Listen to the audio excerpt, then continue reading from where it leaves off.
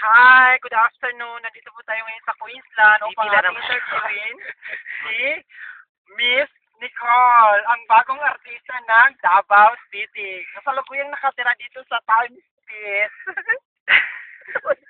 Pa-join ako bakla. Hi. Hi everyone. Ako yung artista ng Davao na kumbaga kinakakabaliuhan ng mga kalalakihan.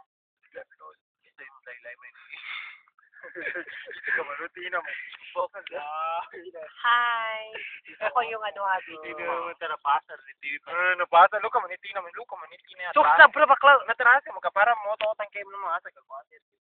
Ngayon po, andito po tayo ngayon dito po tayo ngayon sa Queensland upang interview natin ang bagong artista ng Davao City na walang iba kundi si Nicole Bautista.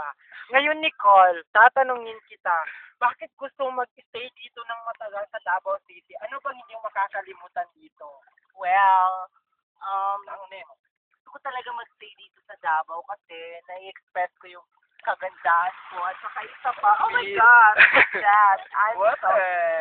Alam mo kasi, during na nandito ako sa Davao, Sweet! masaya talaga yung Okay, life ko dito, nagkakaroon ng peace and unity, tapos yung mga problema ko, nakakalimutan ko. At saka yung pag-stop ko pag-aral, wala na, nakakalimutan ko.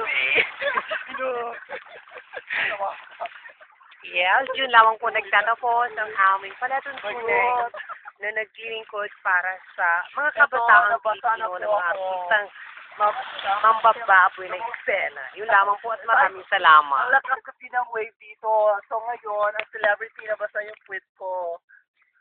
It's okay talaga yan. Okay, save mo na, Besh. Save mo na. Wait lang. Hello everyone, nabasa po yung celebrity ngayon na kung paano ang aking point ay nabasa.